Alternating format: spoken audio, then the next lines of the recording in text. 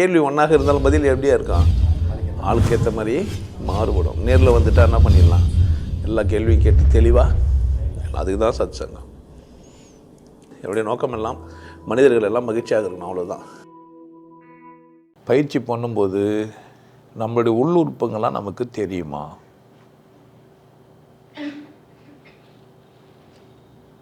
யாரெல்லாம் 5 வருஷம் முடி உள்ளுறுப்புலாம் தெரியுமா? கண்ணை மூடிட்டு பண்ணா தெரியாது. பண்ணா மட்டும் உள்ளுறுப்பலாம் ஒன்றும் தெரியல, எனக்கு இருட்டாக தான் இருக்குது.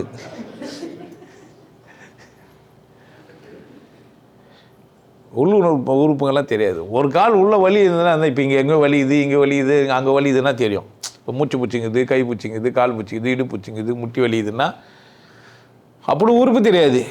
முட்டியில் ஜாயிண்ட்டில் இந்த இடத்துல ஜவ்வு கொஞ்சம் தேஞ்சிட்டு இருக்குது, 4 mm இருக்குது, 3 mm ஆகிட்டுக்குதுன்னு கண்ண முடியலாம் பார்க்கலாம் முடியாது. கொஞ்சம் எக்ஸ்ட்ரா போயிடுது. பயிற்சியில் ஏதோ ஒன்று நல்லது நடந்துச்சுன்னா என்ன ஆயிடுச்சு உடனே இஷ்டத்துக்கு. நிறைய பேர் அப்படித்தான். ஒருத்தன் அப்படியே சொல்கிறான் உட்காந்துன்னு, ஒருத்தன் புக்கு எழுதிக்கிறான், நான் அந்த மாதிரி புக்கெலாம் வச்சுக்கிறேன். அப்படியே உட்காந்துன்னு கண்களே கண்களுக்கு நன்றி, இந்த கண்கள் காட்சிகளை காட்டுகிறது அப்படின்னு வெளியே சொல்லிட்டு ஆல்மா வந்து என்ன சொல்கிறான், நீங்கள் இந்த மாதிரிலாம் கூர்ந்து உங்களை கவனிச்சிங்கன்னா உங்கள் கண்ணில் இருக்கிற எல்லா பொருளும் தெரியும்.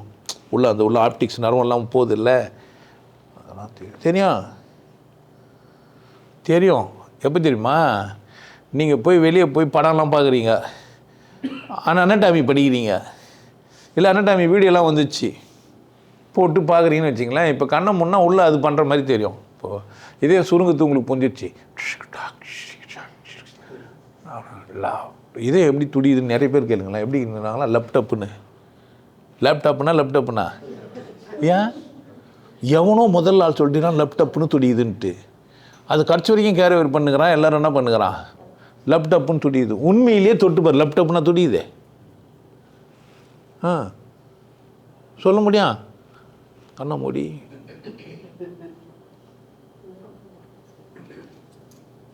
எனக்கு சத்தம் கேட்கல, ஆனால் இதையும் துடியுது. சொல்லவே மாட்டான், லப்பு டப்புன்னு துடியுது, உனக்கு புரியலன்னு.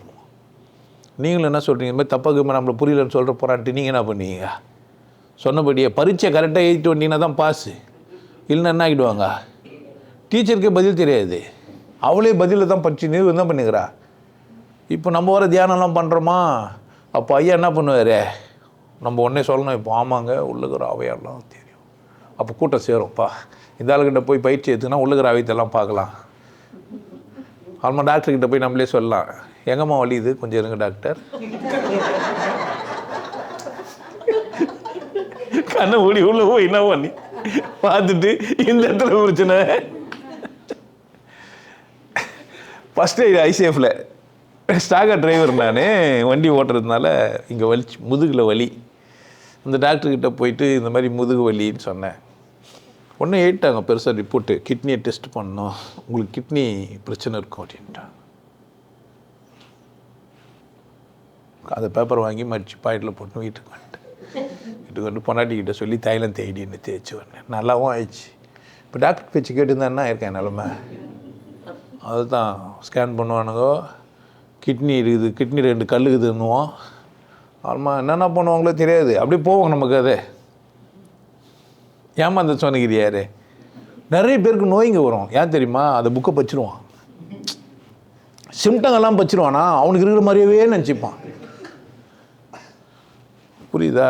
எங்கேயோ ஊந்து தேய்ச்சி மறந்துட்டு இருப்பான், எப்போ வந்து தேய்ச்சிட்டு இருப்பான். தொழுநோய் வருதுன்னாக்கா அந்த தழும்பு இருந்ததுன்னா அங்கே ஊசி குத்துனா வலிக்காது அப்படின்னு படிப்பான் புக்கை, இல்லை யூடியூப்பில் தெரியாது எனக்கு. இப்போ என்ன பண்ணுவான், பொண்டாட்டிக்கிட்டேயோ புள்ளுக்கிட்டேயோ அண்ணன்கிட்டயோ தம்பிக்கிட்டேயோ ஃப்ரெண்டுக்கிட்டேயோ ஊசியில் குத்துன்னுவான். அவன் குத்துவானா வலிக்காது, எனக்கு தொழுநோய் தான் ஆரம்பிக்குதுன்னு.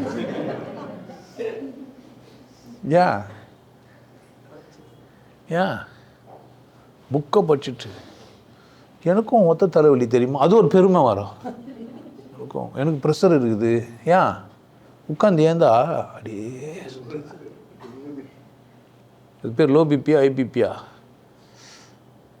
அதுக்கும் புக்கு வச்சுருக்கணும். இந்த மாதிரி நீங்கள் கேடு கட்ட புக்கெல்லாம் வச்சுன்னா என்னக்கிறீங்க.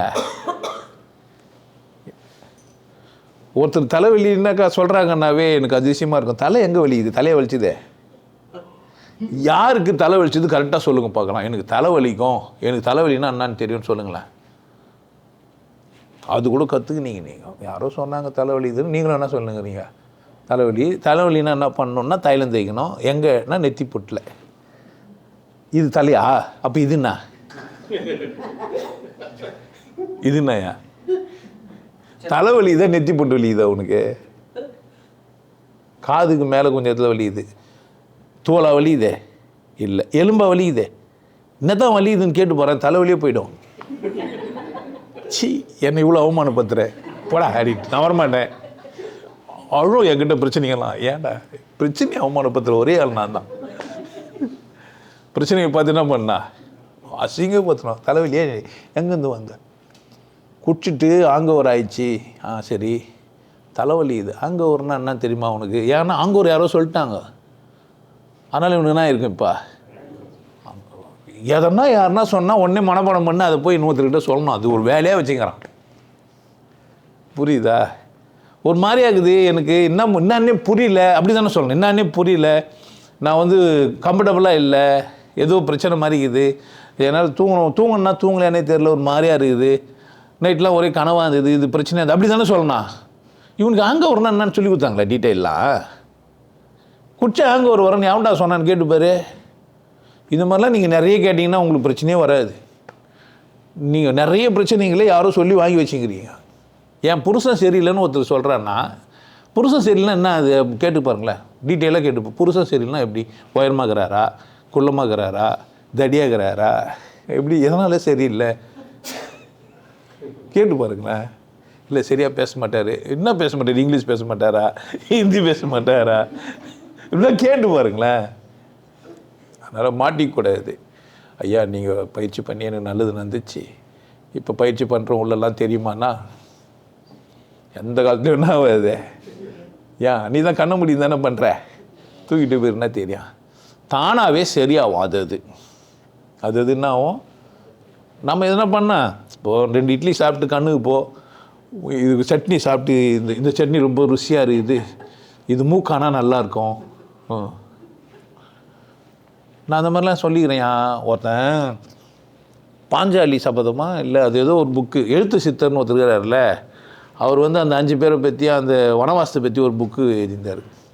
அதில் வந்து அவன் ஆடு மாடு மேய்க்கிறதுக்கு ஒருத்தர் விட்டாங்களாம். அவர் வந்து பால்லாம் கறந்ததுனால மூக்கில் நெய் ஊற்றணும். அந்த மாடு மேய்க்கிற தொழிலுக்கு போயிட்டாராம். அது எழுத்து சித்தர் என்னை உள்ளே வந்துட்டார் அவர். ஆமாம் எனக்கு மூக்கில் வருமா, நம்ம மாடே மேய்க்கல நெய்யே குடிக்கலையே, நமக்கு ஏன் மூக்கில் நெய் வருது? ஒரு வேளை போன ஜென்மத்தில் குச்சிருப்போம் பொழுது. புரியுதா? இது மாதிரி மாட்டிப்போம் நம்ம. என்ன பற்றி என்ன ஆகிடுவான்? மாட்டாதீங்க. உங்களை மீறி உங்களுக்குள்ளே எல்லாம் செயல்படுது.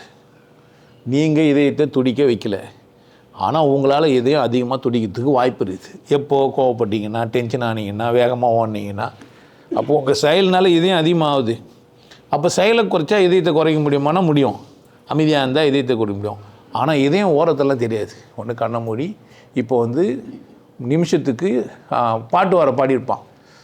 இதய துடிப்பு 80 நிமிஷத்துக்கு 80 அப்படின்னோடனே உங்களுக்கு என்ன ஆகிடும்? இப்போ வந்து 72 துடிக்க வைக்கணும், அதான் சாந்தமாகிறதுன்னு நினச்சி நிற்பீங்க. ஏன்? சராசரினா என்ன? 80. கம்மின்னா பாட்டு கேட்டிங்களா இல்லையா? இப்போ பாட்டெல்லாம் பார்த்ததுலாம் கிடையாது. பாட்டு தப்பாக ஏட்டாங்க. டாக்டர் ஒருத்தர் புக் எழுதிறாருன்னா என்ன 72 டைம்ஸ் தான் துடிக்கும்ன்ட்டு 8 கூட போட்டு 80 பாட்டு இதத்துக்காக ஏட்டானுங்க. அது பாட்டு தப்பு. பெரிய பட்டிமன்றமே நான் எடுத்துருவானுங்க 4 பேர் சேர்ந்துக்கின்னு. இப்போது இதையும் நம்மளுது. அது 60 நாளும் துடிக்கும், 80 நாளும் துடிக்கும், 75 நாளும் துடிச்சிருக்கும், 90 நாச்சும் துடிக்கும். அது தெரியாது சந்தர்ப்பத்துக்கு ஏற்ற மாதிரி துடிக்கும்ன்றதெல்லாம் வந்துடுவான். இப்போ பர்ஃபெக்டாக சண்டை போட்டுன்னு ஒருத்தன் வந்து தீர்ப்பு சொல்லுவான். ஆளாளுக்கு அது மாறுதுன்னுவான். அது முதல்ல சொல்லி தொலைங்களாடான்னா பட்டிமன்றம் நடத்துவானுங்க. கவனமாக இருக்கா? எதில் கவனமாக இருக்குண்ணா? எதேனா பச்சு அது நமங்களுக்கு தான் பார்க்காதீங்க. ஆமாம் உங்களுக்கு எல்லா நோயும் வந்திருக்கும். உட்காந்துன்னு புக்கை மரியாதையாக படிச்சுட்டு நிறைய புக்குங்களை படிச்சுட்டு எந்தெந்த வியாதி என்னென்ன சிம்டம்னு படிங்க. நிச்சயமாக உங்களுக்கு 2-3 வியாதி இல்லைன்னா என்ன கேளுங்க. அந்த புக்கை படிச்சுட்டு. புக்கு எதுக்கு படிச்சிங்க? ஆமாம் எந்தெந்த வியாதிகளுக்கு எந்தெந்த அறிகுறிகள்னு ஒரு புக்கை வாங்கி படிங்க. நீங்களே கண்டுபிடிச்சிட்டு பெரிய டாக்டர் ஆகி எனக்கு இந்தந்த வியாதி இருக்குது நீங்களே என்ன பண்ணுவீங்க? உங்களுக்கு யாரும் இருக்குன்னா வியாதி இருக்குது? யாருக்கெல்லாம் இங்கே ப்ரெஷர் இருக்குது? எனக்கு ப்ரெஷர் அதிகமாகுது, சுகர் இருக்குது. சுகர் இருக்குதா? வேறு யாருக்கு சுகர் இருக்குது? வேறு இங்கே 3 பேருக்கு சுகர் இருக்குது. சுகர்னா என்னென்ன பண்ணுது? சுகர் வந்தால் டயர்டாக இருக்கும். அப்புறம் வேறு ஒன்றும் கிடையாது. சுகர் வந்தால் என்ன பண்ணும்? டயர்டாக இருக்கும். டயர்டாக இருக்கும். நீங்களாம் டயர்டாகவே ஆக மாட்டீங்க தானே? யாருமே டயர்டாக மாட்டீங்க. என்னடா டே எல்லாம் தானே டயர்ட் ஆவாங்க. இல்லை வெங்கடேஷ் டயர்ட் ஆக மாட்டே நீ? ஆவேன். அவனுக்கு சுகர் இருக்குதியா?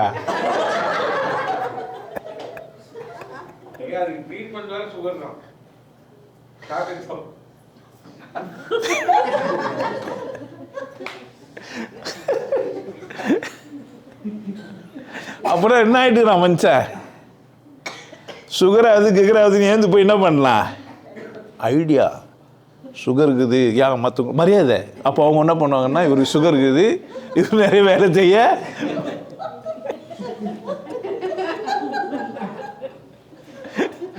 ஊர்லேயே அவனுமே டயர்ட் ஆகாத மாதிரி சுகர் இருக்கிறவங்க மட்டும் தான் டயர்ட் ஆவாங்களா? இப்படின்னா சொல்லி கொடுத்துக்கிறாங்க. சுகர்லாம் இல்லைங்க, நீங்கள் வேறு சொன்னா ஏமாத்திங்கிறாங்க. நீங்கள் ஈழர் பாஸ்கர் வீடியோ பார்க்கல போல, அதெல்லாம் உங்களுக்கு பிடிக்காது தானே? தலை சொல்லுவார் எதுவுமே கிடையாதுன்றார். காஞ்ச மிளகா சுகர்னுவார். அது எப்படி காஞ்ச மிளகா காரமாக தானே இருக்கும், அது எப்படி சுகர்? அது எதுவாக இருந்தாலும் உள்ளே போய் சர்க்கரையாக மாதிரி தான் என்ன ஆகுது? ஆமாம், சிட்ரோசைனு குளோரைன்னு நம்ம கெட்ட கெட்ட வார்த்தை மாதிரியே தெரியும். சாப்பிட்டனா பேண்டனா வாந்தனான்னு போயிடணும். டாக்டர்கிட்ட போய் நீட்டி ரத்தத்துக்கு கொடுத்தா சுகர் இருக்குது, உப்பு இருக்குது, என்ன இருக்குதுன்னு இன்னும் மிளகு வியாதி கண்டுபிடிக்கல அவனுங்க. இவனுக்கு வியாதிகளை கண்டுபிடிச்சி நம்மக்கிட்ட மனப்படம் பண்ண சொன்னால் நமக்கு என்ன இருக்குதுப்பா? சார் நீங்கள் சொன்னா சொல்லி இது மாதிரிலாம் தமாஸ் பண்ணாதீங்க, எங்களுக்கு தான் தெரியும். அவங்க அந்த சுகர் அவங்க விடவே மாட்டாங்க. நீங்கள் வேணால் சாப்பிடும் போதோ இல்லை பிரேக்லையோ வெளியோ இந்த 3 பேரும் உங்ககிட்ட இவர் இன்னும் சும்மா சொல்கிறாரு கிடையாதுன்னு சொல்லலைன்னா என்ன கேளுங்க. ரொம்ப பாதிக்கப்பட்டிருப்பாங்க. வரும் யாருக்கு ஏன் சுகர் இல்லை? இப்போ சுகர் இல்லைன்னு உங்களுக்கு எல்லாருக்கும் இருக்கும். சுகர் இருக்கணுமாயா? எல்லாருக்குமே ஏதாவது ஒரு வியாதி இருக்கும் ராஜா. அதெல்லாம் மனசில் வச்சுக்காதீங்க. தூக்கி போட்டு எதனா இருந்துன்னு போகுதுன்ட்டு மாத்திரை எடுத்துக்கிறியா? 2 பேர் மாத்திரை எடுக்காமல் இருக்கிறாங்க சுகர் வச்சிக்கின்னு. அவங்க சின்ன சின்ன ஆளுங்க, அதனால சுகர் மாத்திரை எடுக்கல. உங்களுக்கு வயசு ஆயிடுச்சு, அதனால நீங்கள் எடுக்கணும். கரெக்டா? ஆமாவா இல்லையா? வயசு எதுக்கு ஆச்சு? உடம்புக்கு தானே, மனசுக்கா?